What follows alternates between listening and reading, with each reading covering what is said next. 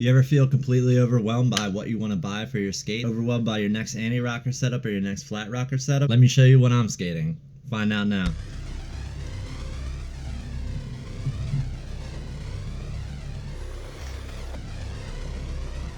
With about 1,000,000 wheel options out there, a ton of ways that you can go for getting a new skate setup. Generally, there's two ways of skating. There's flat rocker and anti-rocker, and I happen to have setups for both. And I'm going to kind of go into why I choose the way I do, why I choose the shape of the wheel I do, and why I believe it's the best fit for both of them. Take me on this journey, maybe you can learn a thing or two. So this is my flat rocker choice. As you can see, I'm skating a flat a them frame. I chose for as my best flat rocker wheel, or in my current setup at least, is the Super Bullet Richie Eisler undercover wheel. I believe it's a 59mm. It is a 59mm by 90A wheel, and the best thing about it is it has this profile that basically is a complete triangle. And the whole reason I wanted to try them to begin with when I first bought them was they were on clearance. And I knew Undercover had a good track record for making a good wheel. And I was just completely curious about the shape because I was like predominantly skating flat rocker at this point.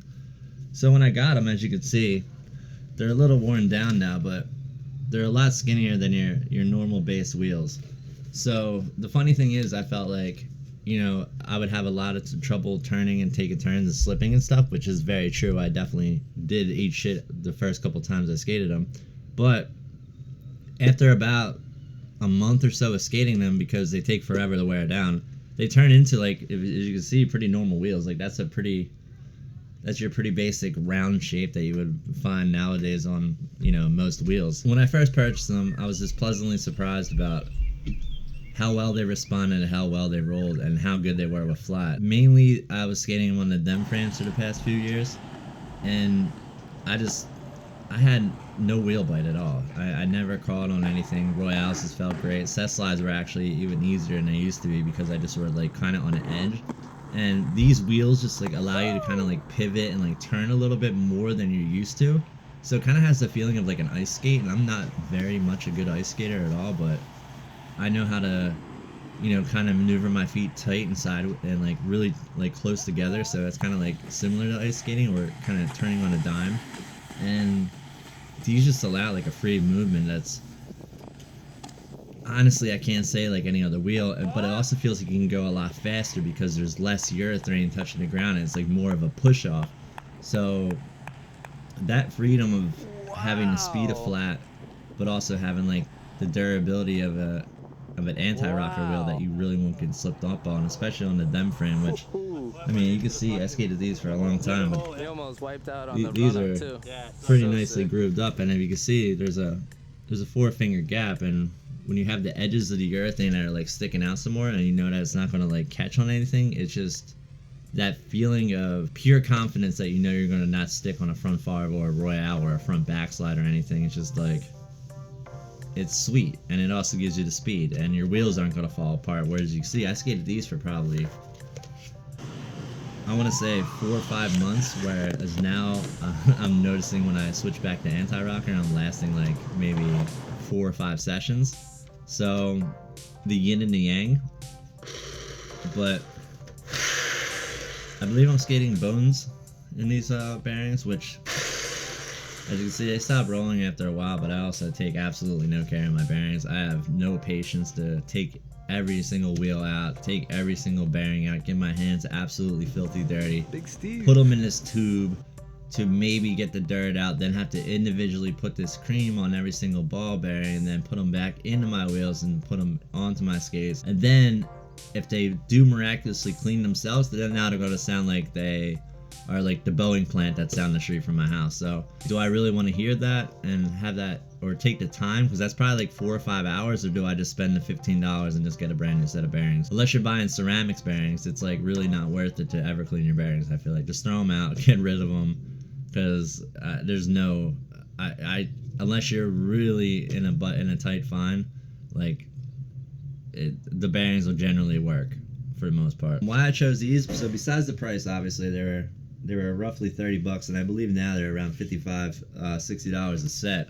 which sucks because I think if, like, realistically it's less urethane. So the fact that it costs more is kind of like a slap in the face, but I understand why it costs more, because it's like a weirder shape that you also have to, you probably don't have a lot of molds for it, so it's like its own mold. The fact that I think Joey Lunger is like one of the only persons to have it, and it's in like a bright green or like a fluorescent green, and why don't they just release that wheel in like a white or a black? I don't think they do. I looked on the site, I didn't see them in any other format, at least for the Super Bowl. As it goes from, if you watch my other videos, I'm a big proponent of the Super Bowl wheel. I believe if more companies figured out a way to like make that work, especially in like a 59mm format, the speed of it and the durability of it, because it just turns into a regular wheel after a while anyway, and in a way it eliminates rotating your wheels, because you're going to be standing like directly in the center, and the way it like flattens out, as you can see, it flattens out like very normally, so like it's going to turn into a normal wheel eventually. So I feel like they go from like 59mm with the bullet to like a 57, 56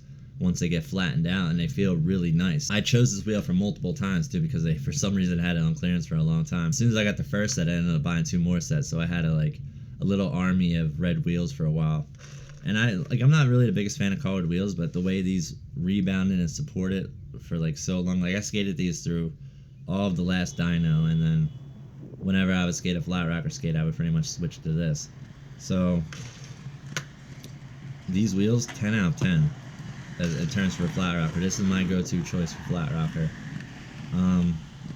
If Undercover made another wheel, or Dead made a wheel that was similar in a black or a white or a cream color, I would highly prefer that more, because I just like regular basic colors. I don't like really colorful wheels on my feet. And I feel like when you put color urethane into, or the color dye into the urethane, it like in a way breaks it down more. It could be completely false, but I know back when I was wheel testing, like purple wheels and red wheels and black wheels would do far worse than they would on white wheels. And even like, why can't we have a clear wheel? I would like a clear wheel. I remember back in the day when like Bulls had clear wheels, and they were really, really sick. This is my choice for a flat rocker, and of course they look great.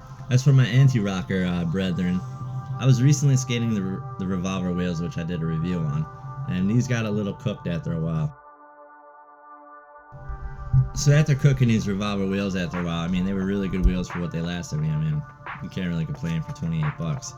But I looked over and I realized that maybe my Atkinson wheels could fit on my them frames now, and I decided to see if it would work, and voila, it did. They somehow barely fit at the top area. After a while, my revolver wheels just felt like they were just a tad too slow. You know, just like you felt like you were having to skate a little bit too harder than I wanted to, and I'm not mad about that. But I remember I was at this wall ride spot, and it was really rough ground, and I was struggling to like, obviously I suck and I had to like keep trying to trick over and over again, but I was just like trying my hardest to skate up to a trick, launching to this thing, skate all the way back, and just be so defeated. And I'm like, damn, these wheels are like really slowed down. Maybe it's the bearings, but I wanted to test a pair of Kaiser frames and make a video of it, but I put them on for a skate park session, and I don't know if anybody else feels this way, but I feel like that groove is just a little off. I know they're probably made for flat rocker because they're the Fluid 5, I believe, but I'm just like, I did one Royale and I was like, you know, I'm not really feeling this. I was skating those wheels on there because I felt like I could fit a bigger wheel. And I was just like, wow, like these wheels I bought in 2022, I have the receipt from when I bought them from Long. And I was blown away by how much faster and how much smoother the wheels felt than everything else. So previously I had bought the 60mm famous wheel a long time ago. I had brought them to the actual skate park that I had brought these back at, was Wilmington Skate Park, and I had chunked them the first day I skated them. And there's a disclaimer on the famous or whatever site that you're buying it off of, just saying like, these wheels are made for ramps only. Okay, hear me out. In America, there's maybe about, I'm not even kidding you, under 20 skate parks that are probably wooden. All we have is essentially smooth concrete parks and plazas. So when I chunked the wheel, I had messaged them like, hey, like, is this normal? And the guy had the audacity to say, were you skating half pipe or wooden ramp? And it's like, oh, I was skating a completely smooth, brand new concrete skate park.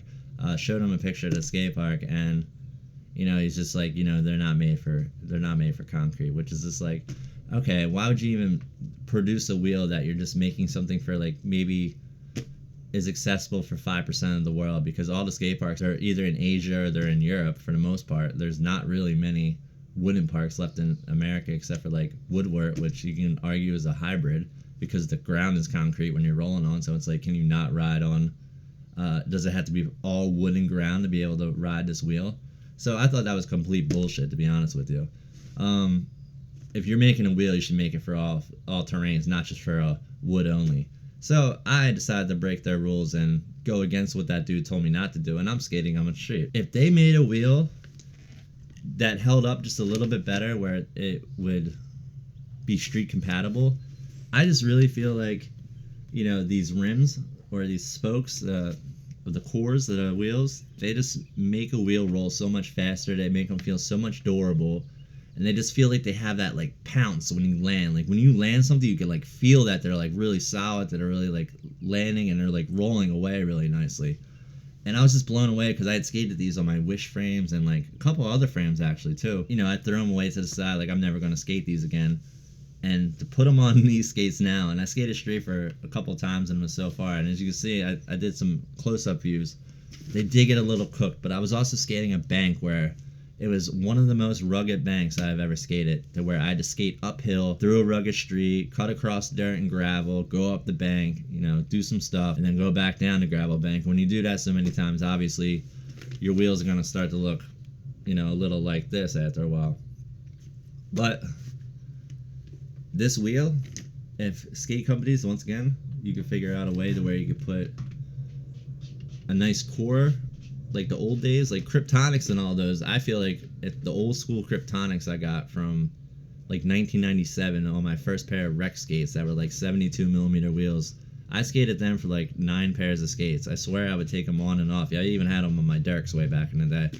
And how wheels way back when are way better than wheels of today, I just don't understand personally, especially when like they're making them for ramps only. So Famous Wheels, Joe Atkinson Pro Wheel, you should definitely switch to a street compound because these are great. This is a very great wheel. Another thing is, and this is like side off of the wheel comment, but like when I was trying to Kaiser frames with these, I couldn't really crank the bolts, and that's like one thing I didn't like about Kaiser, is when you tighten the bolts a little too much, they kind of like compress the frame into there. Whereas them, you can like really crank the bolts and that wheel's gonna roll like regardless. It's like kind of like locked in there. And they were making like a shitty sound with the Kaiser frames, and I really didn't enjoy that. And it kind of like refreshed me on like why I don't skate Kaiser frames as well. Maybe I'll give them more of a try and like give it a full review, but right now I'm just like, if somebody wants to buy them from me, they can definitely DM me. I only skated them once. Actually, this is all I did to them. So this is the groove I gave to them. This is one little skate park session. So yeah, if you guys want some Mesber frames, they're size large, hit me up.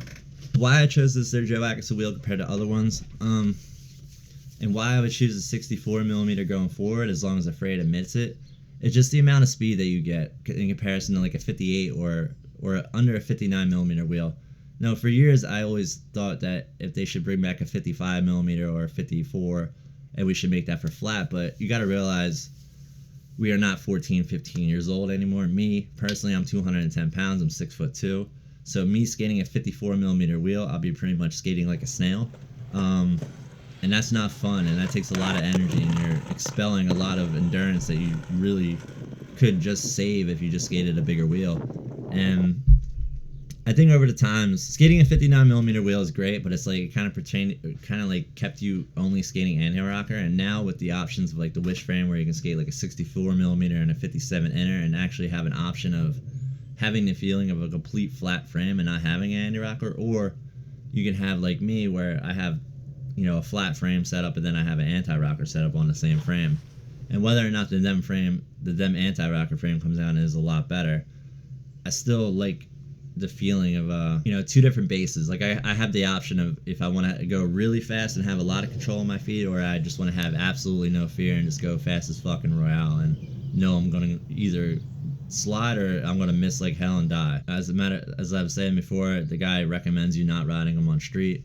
I rode them on street. I broke the rules, so they worked for me for a while. I mean, I break wheels habitually. I mean, they are chunking up and flaking a little bit, but honestly, as fast as they go, I kind of like want to power through it for a little bit and see how much more I can take them. Maybe I'll do an update like when I completely trash them.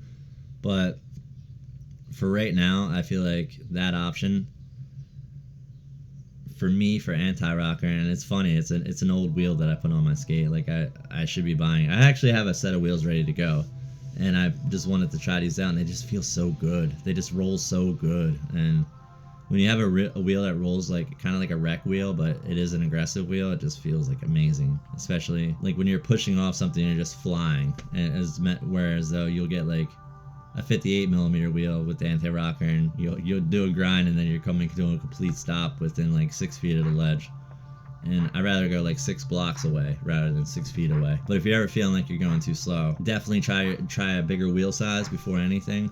Especially if you skate anti-rocker. Try like a 59mm over a 58. Try a 59mm round wheel over a flat wheel. I feel like the round wheels just give you more of a speed boost. R1, L1 speed boost, as they would call it. Flat wheel, I just feel like it makes you feel too square, and like you have less of a turning radius, and especially with anti-rocker, like you're already limiting yourself with 4 wheels instead of 8, and you're making the surface, you're taking more of a like a skateboard approach, where it's probably better for like heel rolls and manuals, but for striding across the city, doing a line or doing a gap is probably absolutely terrible.